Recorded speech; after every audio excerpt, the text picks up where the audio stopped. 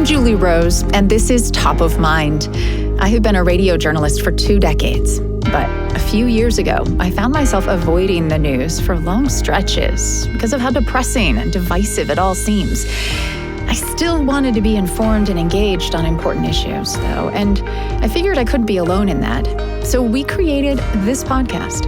Each week, we tackle one tough topic in a way that will challenge you, help you feel more empathy, and empower you to become a better citizen, a kinder neighbor, and a more effective advocate. Today, what's our responsibility when we know that someone is in danger? I started dancing probably when I was 4 or 5. My mom took me to go see the Nutcracker, and I memorized the whole thing. And I went home and I tried to do it in our living room. And I took ballet classes, absolutely loved it. And then I got sucked into the whole of then going to more and more classes and then putting on pointe shoes. I traveled all over the world, all over the US. My end career goal was to be a professional ballet dancer. I was assaulted by a fellow dancer at the school that I was training at, and it happened multiple times. There were adults involved who knew and had knowledge of what had happened and knowledge of not only what was happening to me, but what had happened to other girls, and they chose to do nothing. They chose to stay silent. When somebody is in danger, we like to think that we'll help, and many people do. But there are countless stories of people who don't, for a lot of reasons. They don't feel safe, or they don't know how to help, or maybe they assume someone else will. What if you're not actually witnessing the harm, but you suspect it's being done, and you're in a position to intervene, but don't? Season 3 of Top of Mind is focused on finding fairness. So today, none of us want to do harm, but when harm is being done by another, what is our responsibility? Is not stepping in ever acceptable? What happens when those who could help choose not to? And what motivates those who do step in or speak out? Just a quick note here. The first half of this episode touches on the all too common tragedy of child abuse and sexual assault. We're not going to get graphic, and the focus is on how abuse can be prevented. But if you need to hold off listening until you're in a different space, please take care. I was pretty young. I was still a teenager. Didn't have really much knowledge that something like that could happen, and so I didn't really know what to do. Aya Hibben was studying ballet at a prestigious boarding school when she was raped by another teenage dancer. And I only really realized what had happened to me a couple months later when a few girls at the ballet came up to me and they were sharing their stories about things that they had experienced, whether it was abuse by other dancers or strange comments that were made by other dancers to them, male dancers. And I did a very unusual thing for me at the time, is I kind of rounded us all up and we went into the office of our administrator, and we told her, all these things that had happened to us. We had pictures that were being sent in group chats, harassing girls, things like that. We had a lot of stuff, and there were about 20 of us, and we were all shoved into this little tiny office telling her all these things that had happened. And eventually she said, okay, I'll make sure everything's handled and we get all this sorted out, and we'll work on interviewing all the boys. And then a couple days later, there was a private meeting with all the boys, but we didn't know what exactly was said. And that was the end of it. There was no police involvement. I reported it to the therapist that the school had, who was a mandatory reporter, and nothing was ever done about that. And after that, I pretty much just thought, well, if there's no investigation sort of from a ballet academy, there's nothing that can be done from their perspective, that means I probably can't say anything. I could never go to the police by myself, or I could never do any of these other things by myself, because I was well, if the adults handled it and they handled it as much as they could, and I had complete faith that they did, then I was just okay, well, can't do anything about it now, and sort of try to continue with my life. Did your parents know? I didn't tell my parents. I told my mom a few years later what had sort of happened, but my parents put an incredible amount of trust into the academy to look after me. And they had been told by the academy that they would, keep all the girls safe, that we would be looked after, and that there was resources and things like that. And I knew how hard it was, especially for my mom, to let me go away from home that early. And I really didn't want her to ever blame herself, because I don't find her responsible in any way for, what happened or anything. And it was an incredible opportunity for me to train. And did you feel safe? No, not at all. It was a very hard time. And then it was the end of the school year. And so we had like a summer away, and I took so much time off of ballet, and I did it on purpose, sort of knowing that I would be so out of shape that I would not want to sort of like go back. And you were sabotaging your career at that point. Yes. That fall, she enrolled at the University of Utah and got surgery for a hip injury that had been plaguing her. And I started the physical therapy process after I got surgery, and I tried to take ballet classes again. And it was probably, I took maybe 2 or 3 ballet classes, and I just did not feel like I could ever enter that space again. It just didn't feel like a safe environment anymore. I mean, I don't really even go see ballet anymore. I don't really engage with, it was completely just, I had to cut it off completely. She's now majoring in political science with plans to go to law school. And she spent a year writing opinion pieces for the student newspaper. I wrote a lot about sexual violence, and for some reason, it was very important to me. And I couldn't really, I had so far removed myself from what had happened that I really didn't ever think about my own personal involvement with it. I really just did not speak about it at all. But I was a victim's advocate for sure. And then through the Honors College, there's a class called the Bystander, and it was taught by Professor Amos Giora. And it was a very small 8-person seminar where on the first day, we talked about sexual violence. For one of his books, he wrote it specifically talking to the girls who were involved with the USA gymnastics team, hundreds of who were abused by Larry Nassar.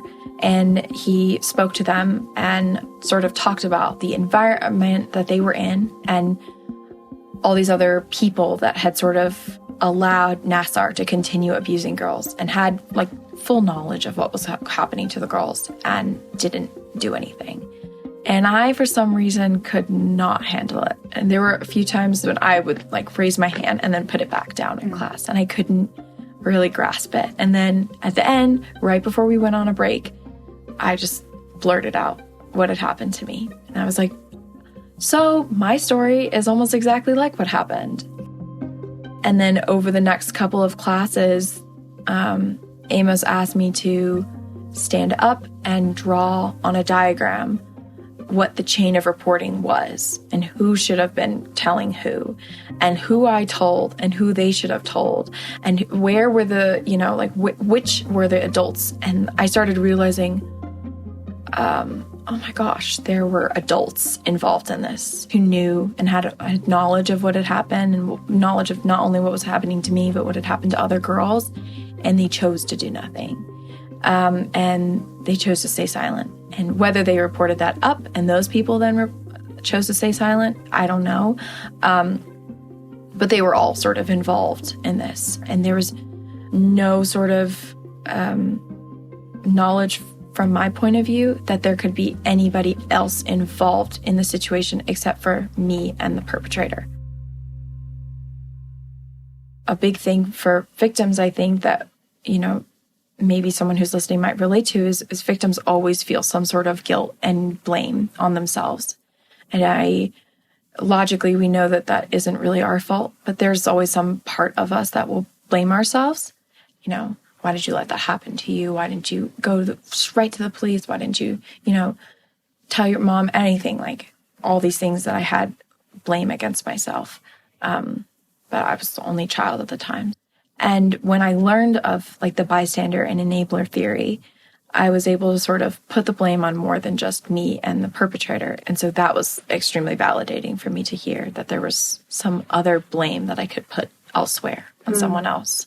Do you blame the adults who did nothing more than you blame the boy who raped you? I wouldn't say I blame them exactly for what happened to me, but I feel the emotional weight and the suffering that I had for so many years was more caused by them than by my rapist. I don't feel like the emotional damage of being raped was as much as the emotional damage of being ignored as a child and having someone just pretty much ignore me and say, your story's not important. We're not going to go forward with this. We're not going to do anything. There's no case here. There's nothing to do. You're not listened to. You're not important. This person is more important than you. This institution is more important than you. That is the reason why I can definitely say the reason why I was silent for so many years, the reason why I couldn't talk about it myself or with anyone that I loved. Even now, I'm still more angry about what they did than like what my rapist did. I don't really have any sort of lingering thoughts about the reasons why he did what he did. I have a lot more questions and thoughts about the enablers in my situation. So, are you planning to pursue any action? No. I think at this point, I emotionally need to be removed from that sort of world. I think my mom tried to several times, encourage me to say something, to speak up, to report something. I'm just not sure if I could survive that again. Aya Hibben is currently focused on her work as a writer and researcher for the Bystander initiative at the University of Utah Law School. It was created in 2022 by Amos Giora, the professor who teaches the Bystander class that was so eye-opening for Hibben. After the class finished, Amos introduced me to this project he was working on about a murder of a 12-year-old boy named Jeremy Bell back in 1997 in West Virginia. He was murdered by a pedophile who abused who knows how many other boys at other schools, and he was basically passed around from school to school. Every school knew about what was going on. And then after the boy was murdered, there was a police cover-up also. And his story was, eerily similar to sort of all the other stories that we've talked about, sort of people inside an institution not doing anything, not reporting, not making a record of it, whether it's the Catholic Church or whether it's in ballet or whether it's gymnastics in universities. It's a sort of rush to protect the institution, to say the institution is good. And it's just this one bad apple. It's just this one thing that happened. And what happens when people ignore what's going on is that the institution then becomes complicit in what's going on and becomes complicit in abuse. And so our work was basically writing a law review article about that, tracking every single document that proved that someone had knowledge and did nothing and didn't pass it on, and working towards pushing for creating more legislation about criminalizing the enabler and the bystander. If we can track you not doing anything and you purposefully ignoring a victim, you deserve some sort of consequence for that. I would want that for the enablers and bystanders involved in my story. And I know other victims would want that in their stories as well. Yeah. Thank you, Aya, for sharing your story today. Of course. Thank you so much. Aya Hibben is an undergraduate studying political science on the pre-law track at the University of Utah. She currently works as a research assistant with the Bystander Initiative at the S.J. Quinney School of Law under the supervision of Professor Amos Giora.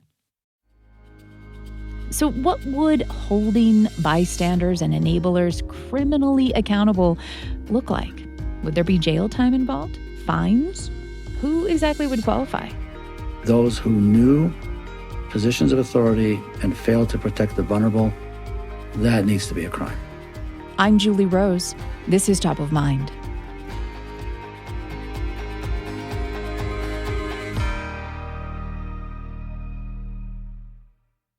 My name is Amos Giora. I'm a professor of law at the S.J. Quinney College of Law at the University of Utah. In recent years, Giora has become the leading advocate for holding people criminally responsible for standing by while harm is happening. His interest stems from his family story. Both his parents survived the Holocaust, though he knew little of their experience until just about a decade ago. I grew up not knowing anything, zero, about my parents.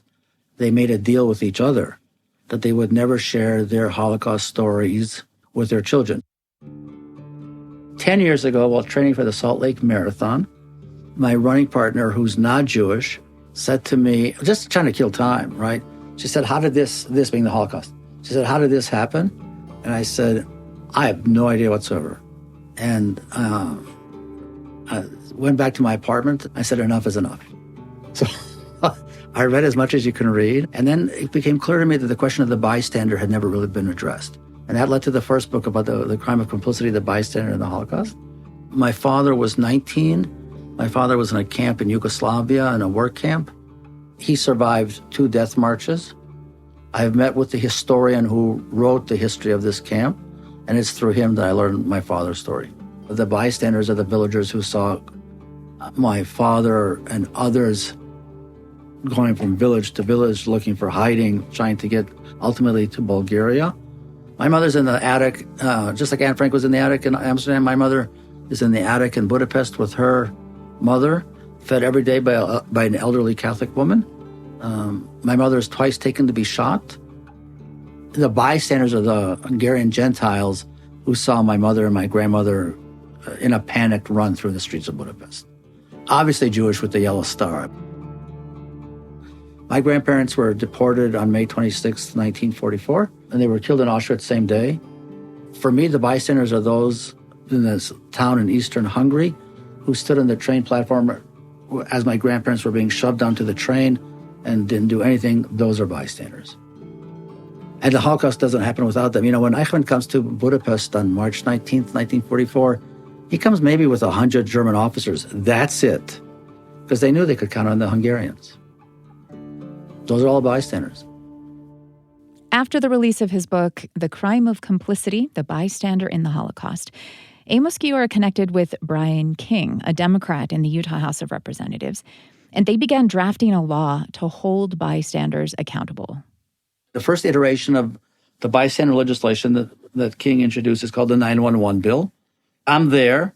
I have a phone. All I have to do is dial 911. No expectation that you get involved. And if I don't dial 911, I've committed a crime. Class B misdemeanor. And you're not asking me to jump onto the train tracks. No, don't want you to. No, not at all. Or intervene if someone's being mugged. I just have to call. That's right. And when the bill passed through the Judiciary Committee, I testified there, and we lost on the House floor, lost the following year and the following year, and then finally we did win. And it was, for me, an extraordinary moment because it gave affirmation from my parents' Holocaust story. That is what drives this awful bus. Now, they didn't ultimately get the 911 bill passed, but they did get similar wording inserted into Utah's existing law that requires people in certain positions, like teachers or doctors, to report possible abuse. So it imposes on the bystander, if you're there, and you see a vulnerable adult and or vulnerable child, the obligation to contact the authorities. And how is that different from a mandatory reporting law that many states have? Exactly. It expands it. Okay, so you expand it to make anybody who's aware that a vulnerable person is in vulnerable danger. Child or adult. Child or adult is in danger. You are obligated to call authorities. Exactly right. So you expand, you make everyone a mandatory reporter. Because I know the consequences of not. There are 12 other states that have this. There are 30 different countries that have this. We're pretty expansive here, but they have bystander bills, and I've met with legislators here, there, and everywhere. Meanwhile, Giora was beginning to realize his focus on holding bystanders accountable was too narrow. His publisher had encouraged him to write a book about people who'd been complicit in sexual abuse scandals within USA Gymnastics and the Catholic Church. So Giora got in touch with several victims, including some gymnasts who had been abused by physician Larry Nassar. And during a conversation with one of those women... I keep talking about the bystander. And she, at some point, had enough of me. She screamed at me, how adjective stupid are you? There were no bystanders with Nassar. They're all enablers. Nobody was in the room. No. So a bystander is someone who saw it in action. An enabler is not present. I mean, and some of them, Maddie Larson, who I spent significant time with who was assaulted by Nasser 750 times. She even told me when in her victim impact statement, if you haven't watched it, it's incredibly powerful. Because she looks at Nasser, she's like, you know how much I hate you. And from that moment on, Larry Nasser is no longer relevant to her. The enablers, ensuring that Nasser continues to have unfettered access to a zillion women, she could strangle them. That's the point. In all of his work advocating to criminalize bystanders, it had never occurred to Giora that another group of people was also guilty of failing to act. The interviews he conducted with athletes who were abused by USA Gymnastics Dr. Larry Nasser were the spark for Giora's next book, called Armies of Enablers, Survivor Stories of Complicity and Betrayal in Sexual Assaults. He was shocked at the response. Because it turns out I'm literally the only law professor who writes about enablers from a legal perspective in the context of sexual assaults. And all of a sudden I'm flooded with speaking requests, webinar requests, people reaching out to me from around the world. I think I've spoken to people from over 30 countries. One of those emails introduced Amos Giora to the tragedy of Jeremy Bell, the 12-year-old boy we heard about earlier who was sexually abused and murdered by a teacher named Edgar Friedrichs in 1997. When police failed to charge Friedrichs, Jeremy Bell's family hired a private investigator named Dan Barber. And Barber ultimately collected enough evidence to see that teacher convicted of Bell's murder. And then he passed the torch to Amos Giora. A year ago or so, Mr. Barber made an extraordinary decision to contractually bequeath to me every piece of paper you see in my office. If you go to Dan Barber's house today, in his study, which used to be filled with Jeremy Bell, everything is here in my office. And when Mr. Barber packed it all up and we signed the document and he gave me the picture of the boy, what he said to me in giving it to me, that the reason he's giving it to me is to make sure that what happened to that little boy doesn't happen again. So Giora founded the Bystander Initiative to advocate for laws that would make it a Class B misdemeanor to enable sexual assault or abuse, which could mean a fine and even jail time. 6 months and or $1,500. This would be a federal crime? No, state. Okay. Why do we even need to do that, though? I mean, why is it not enough to educate people and set the expectation that they act? It's a two-part effort. The legislation plus education. Because you're right, legislation in and of itself, that's fine, it's important, it's critical. It's not enough. And there's clearly a need to educate the public as to the question of the enabler. I see the resistance, I see that there's pushback on it, which is fine, but there's absolutely a need to at least have the discussion about the role of the enabler in protecting the perpetrator. Is not acting a crime? Yeah, though? sure. This is the question. The crime of omission, crime of commission, that's the right question. I don't believe that it's an omission. I believe it's a commission because I believe the decision not to act is an act. You're choosing not to act, Exactly therefore right. you are taking an 100% action. correct. So you're not saying that somebody who knew about the abuse and failed to report it or do what they could to stop it is guilty of the abuse? Not at all. But you're asking the hard question. Are they the perpetrator? No. Are they aiders and abettors? No. Which we do have laws We about. do, absolutely, but they're not quite there. This is the question. Are they aiders and abettors? They're not quite there. Why not? Because aider and abettors is a much more active steps you have to take to be the step of the to be aider. facilitating the That's right. crime That's itself. right. And this is an inaction. Not quite, exactly, that's right. So you can't aid and abet if you're not acting. And Barber's asked me, are they co-conspirators? And they're not co-conspirators because they weren't conspiring with Friedrichs. Okay, so they're a separate category of making possible the crime? Yes. They protect the perpetrator. How would you decide how far the enabling umbrella goes? So that's a matter for prosecutorial discretion. You would obviously have to show knowledge, which in all of these cases, I mean, if you look at the... So there needs to be knowledge. Yes. Knowledge and a decision not to act. That's right. Because I was wondering then too, I mean, if I am the supporter of an institution, if I'm employed by an institution and there is abuse or harassment taking place within my institution and I'm not aware of it, but I'm profiting from the institution, I'm not an enabler. You are not. Okay. Knowledge is critical. Why does somebody choose not to act? Protect the institution, protect themselves.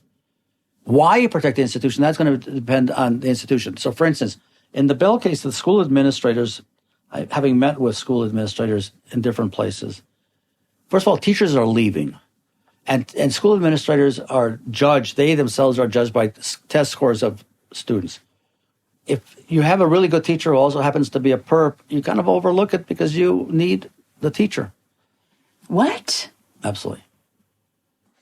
But isn't there also the risk of, and this would also seem to be something that could be of concern with this idea of criminalizing enablers, is false accusations. 100%. What do you do? How do you walk that line if you don't want to be an enabler, but you also don't want to ruin someone's life falsely? You investigate. Okay. You investigate. And enablers are not investigating? It's remarkable. I get due process. I teach at a law school. I understand due process. I understand the consequences of false accusations. I get all that. On the other hand, your primary duty is to the 12-year-old child. I remind you that a 12-year-old child is at school because the state mandated him or her to be at the school. And the only duty, this is my way of thinking, and I get the pushback on it, because the state mandated Jimmy or Johnny or Janie to be at school, I, the principal, the administrator, owe them the duty. Full stop. Amos Giora is a professor in the S.J. Quinney College of Law at the University of Utah and founder of the Bystander Initiative. His books include The Crime of Complicity and Armies of Enablers. It can be easy to have a pretty hopeless view of human nature, thinking about all the ways bystanders and enablers fail to protect those in need. So how can we cultivate the desire to help in ourselves and in others? Journalist Elizabeth Svoboda wrote a whole book about it. Heroes mostly are ordinary people who do extraordinary things in the moment because they find the strength within themselves to do so. Maybe we can do more than we realize. I'm Julie Rose. This is Top of Mind.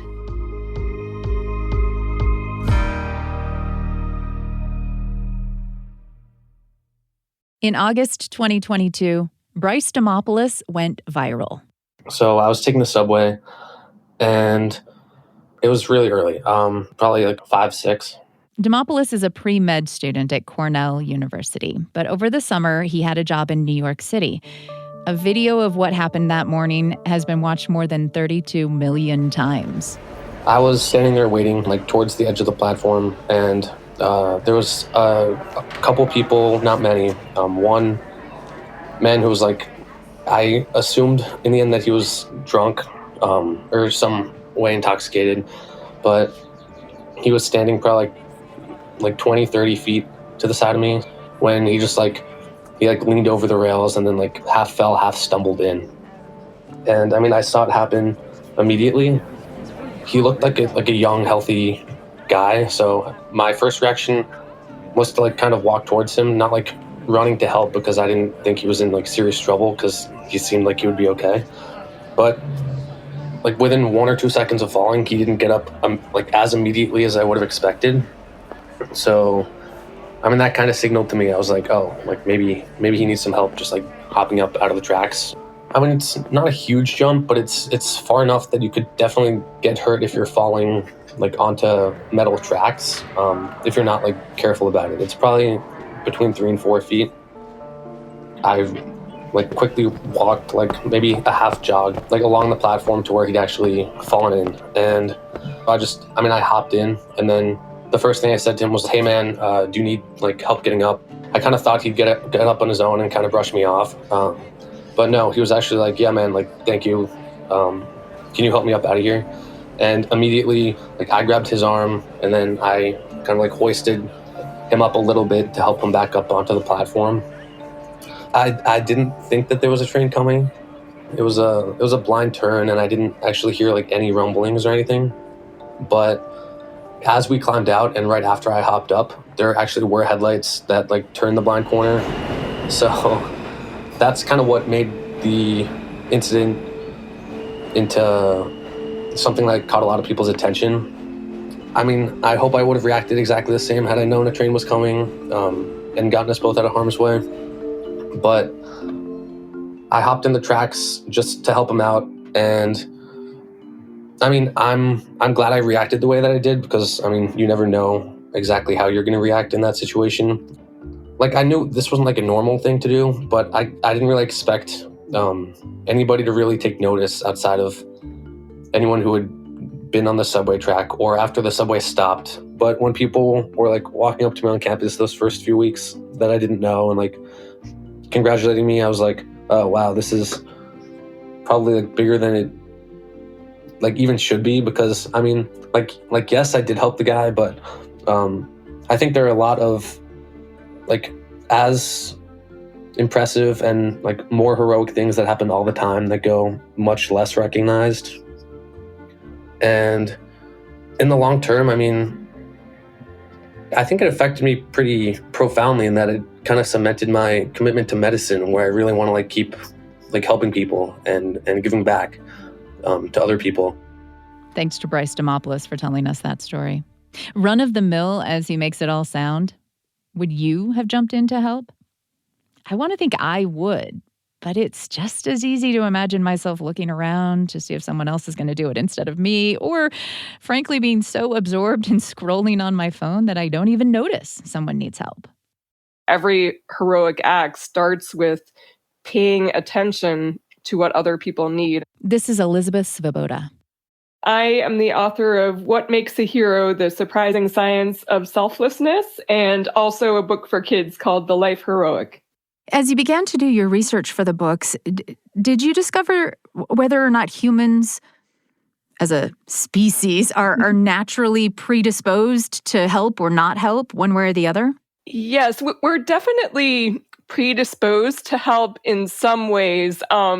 We've seen some studies where as early as toddler age, the experimenter will have a stack of books that gets tipped over, and that toddler will just go to pick up the book for the experimenter and try to help that person out. So it does seem that part of it is biological, and it makes sense because if you consider that early in the development of human culture, the best way to survive in many ways was to be part of a cooperative group in which members helped one another. That kind of improved everybody's odds of survival. And so we do have that instinct to help, to make other people's lives better. But I want to emphasize that in the moment, that instinct is not always going to carry us through. The element of personal choice becomes really important, especially in those high stress moments where you're not sure, hey, I saw something that was immoral. I know there's something corrupt going on here. Should I report or should I not? And that's where we really have to steel ourselves and turn that impulse we have to help into concrete action. There's a retired Stanford professor named Philip Zimbardo who figures prominently into this research and in your book. So tell us a bit about him. How did he come to be an expert on this idea? For most of his career, Philip Zimbardo really studied what I would boil down to as the genesis of human evil. He's probably the most famous for doing something called the Stanford prison experiment, where he recruited a number of college students around the Stanford campus, assigned half of them to be quote unquote prisoners in a simulation of prison that he was doing in the college basement, and the other half of them to be guards. And basically, he just told the guards, okay, you have to keep the prisoners in line, and prisoners, you obey.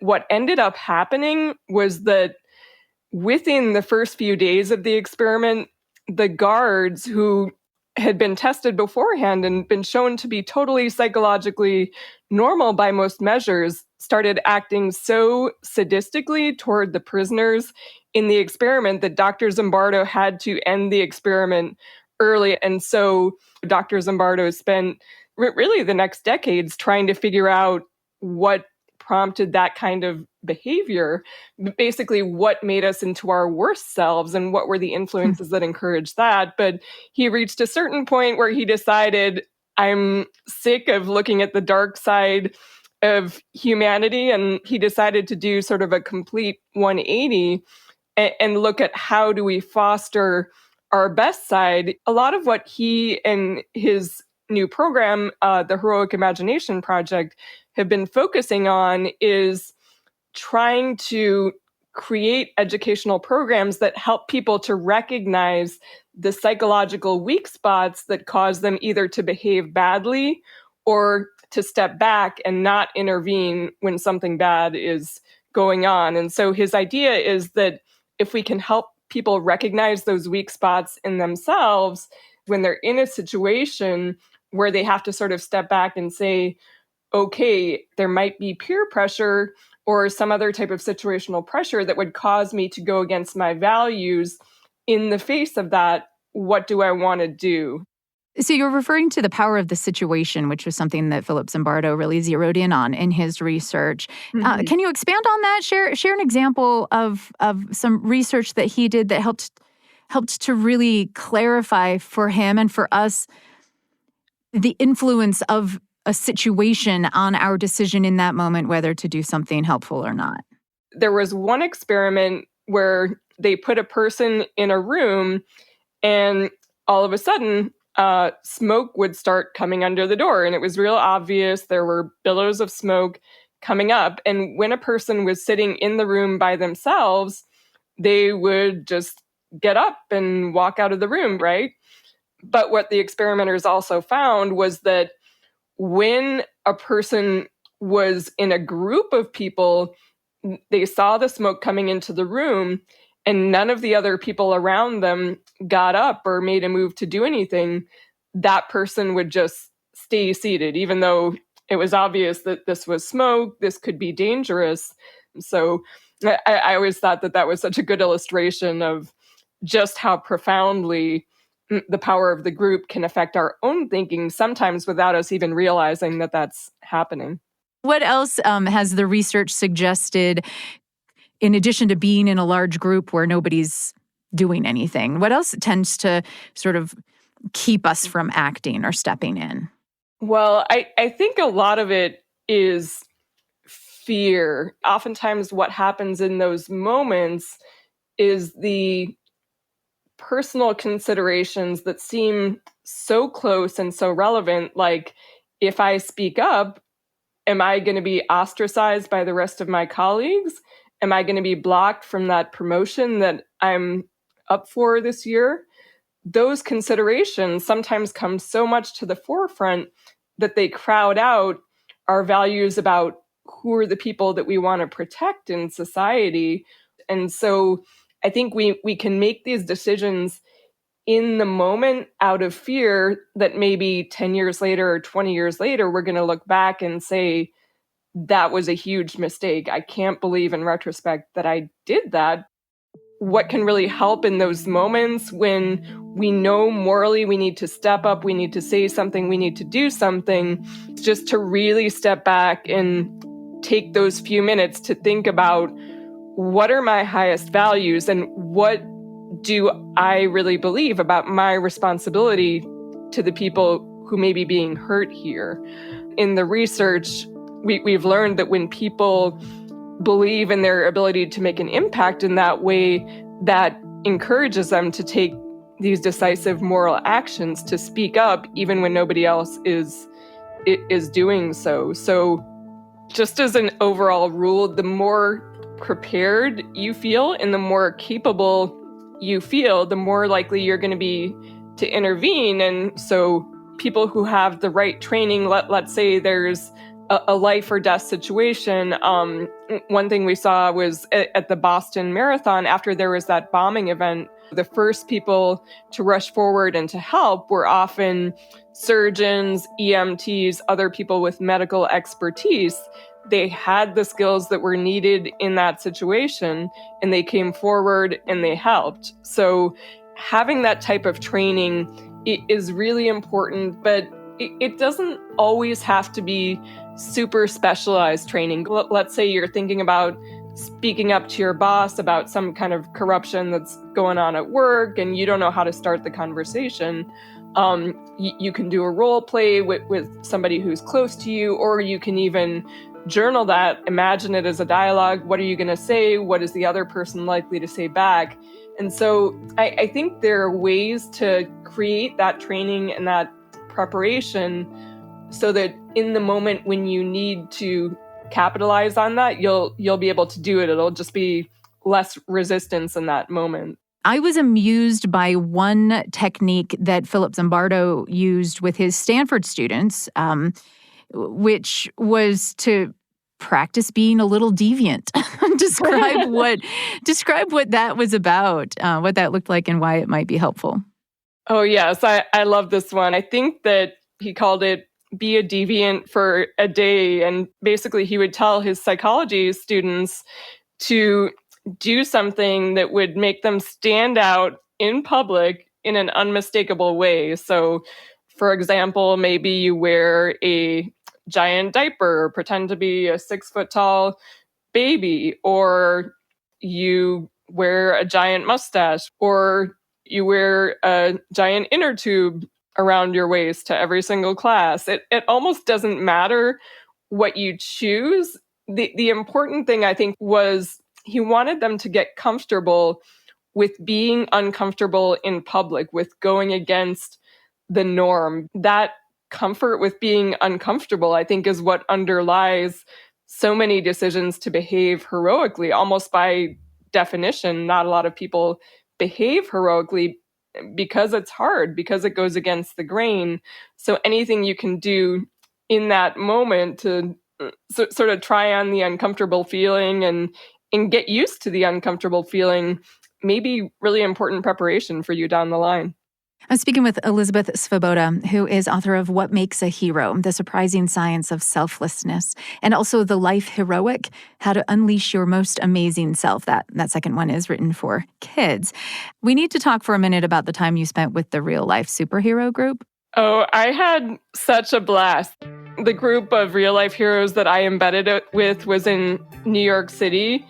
And basically, the real life superheroes are a group of people who each create a superhero identity for themselves, and they then go out and live that identity. So there was one woman that I met and talked to who was like a Catwoman type of hero, but she was engaged in animal rights causes. And so that was how she lived out her mission in the real world. They do it in a fun way. They do it while wearing these costumes. And just on the surface, maybe some people would say, oh, this is a little bit silly. Why do they have to wear costumes in order to do this? Why can't they just go out and help people, help animals without putting this extra layer on top of it? But I think what it came down to for me, the bottom line was this made it really fun for them to help people. And there's also something really important in, I think, forming these friendships with other people who have a helper identity, who are doing these kind of things. It comes back to how susceptible we are to peer pressure. It really is true that the type of people we surround ourselves with, we're probably going to behave like them. So if you surround yourself with real life superheroes, the odds are pretty good that you're going to become either a real life superhero or somebody who behaves like a real life superhero, whether or not you're wearing a costume. Talk to me a little bit about what you think the keys are to cultivating this helper identity in young people, as parents and as teachers. That's a great question. I think one of the most important roles is to guide kids to getting involved in a cause or an issue that really matters to them. There was a teen that I interviewed who there was this app that was becoming popular at her school at a certain time called After School, and people at her school were using this app to sort of anonymously bully other students at the school. And everybody, or a lot of kids at the school, would see that on their devices and start to get certain ideas about people. And it was just so incredibly destructive. And this girl, whose name was Juliana, she actually started a petition to have Apple remove this app entirely from the App Store, because she just said, this is causing so much harm. This is sowing so much chaos. You really need to get rid of this. And what ended up happening was Apple took After School off the App Store. And then when apps like that did start to come back, they had a lot more anti-bullying protections built in. So I thought it was a really great example of how just a student who really saw something that was wrong, something that was creating so much chaos and pain, she was able to intervene in a way that helped it in a very real way. Was there anything else you were able to identify about her character or her upbringing or her experience that led her to be able to act where other people might not? She was extremely good at expressing herself. In writing, I read the petition that she put out there, and she was just really good at articulating what she felt needed to happen and why. And so I think that it probably came down partially to competence. She knew she had this skill, she had this gift to express herself clearly and in a way that moved people. And so she put those skills to use in a way that made the change that she wanted to see. Have you had any experiences since writing these books or during the writing of these books where you had the opportunity to leap into action as a bystander or to be the recipient of someone coming to your aid? Yes. I mean, not in a death-defying sense, but there was actually a couple years ago a case at my old school district where a woman came forward and said, I was abused by my high school teacher, and that this teacher was actually a teacher that was an important mentor of mine, somebody who I always looked up to.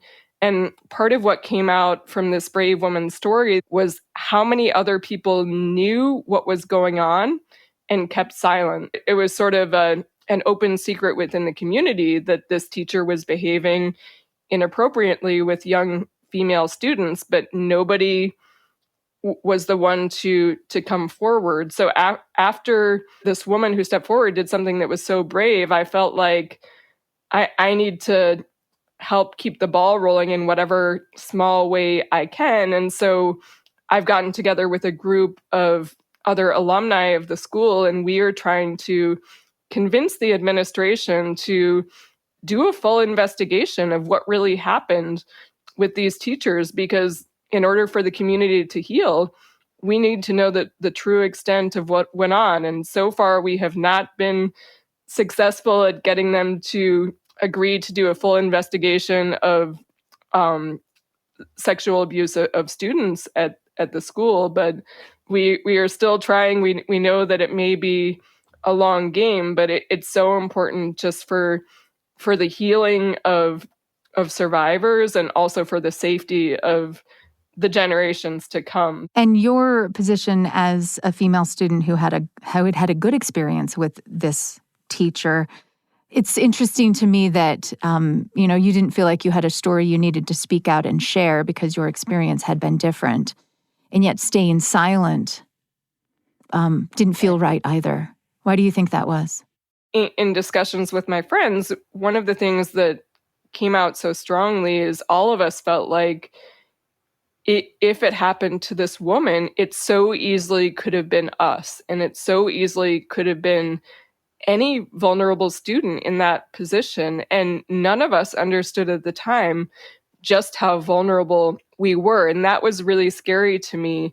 And so I wanted to take actions that would contribute to other future students not ever being in that vulnerable position.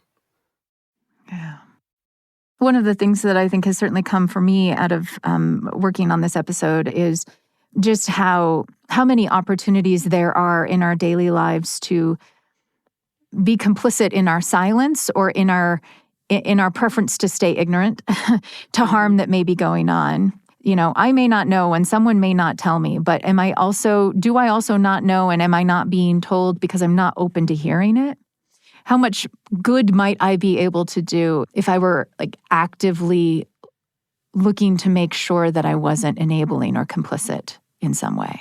Right. And this is a tricky one because I think sometimes the ways that we're complicit or sort of invisible even to ourselves. We can be so embedded in a culture or so used to the norms of a particular environment that we don't even fully always realize what we're overlooking. And so I think we have to be open to not only self-scrutiny, but when other people come up to us and are like, hey, this is really wrong. Why aren't you saying something? Why aren't you doing something? We have to be open to receiving that criticism, because I think we can help each other discover our blind spots and correct our blind spots. So I think that healing or bringing out the best in each other really is a collective venture. I mean, the real life superheroes show that, but just within any community, we can help ourselves fill in those blind spots for each other and continue moving toward getting the truth out there and correcting what's wrong in whatever ways we can muster. Elizabeth, thank you for talking with me today. I've really enjoyed this. Thank you so much, Julie. This has been amazing. Elizabeth Svoboda is author of What Makes a Hero, The Surprising Science of Selflessness, and The Life Heroic, How to Unleash Your Most Amazing Self. It's kind of cool to think that being okay with discomfort, not just going along with the crowd or avoiding the tough conversations, is actually key to being the kind of person who helps rather than stands by. And that's the whole goal of this podcast, too. We think that listening to Top of Mind each week is a chance to practice sticking with the discomfort that comes when we encounter a perspective that challenges us. And we've got this special conversation series called Stick With It on the podcast, too, where listeners share what that has looked like in their own life. We've heard some great stories this season, and I'd still love to hear yours. So tell me about a time when you felt challenged and you had the urge to get defensive, but you chose to stick with that discomfort instead. What came of it? You can submit your Stick With It story to our email address, which is topofmind@byu.edu. Top of Mind is a BYU radio podcast. Today's episode was produced by Samuel Benson, Vanessa Goodman, and me, with help from James Hoops and Cole Cummings. Our sound designers are Brandon Lewis, Christian Makatel, and Mitchell Towsley. And if you'd take a moment to rate and review Top of Mind on your favorite podcast app, that would be great. It'll help people find us and join in this effort we're on to become better citizens, kinder neighbors, and more effective advocates. I'm Julie Rose. We'll talk soon.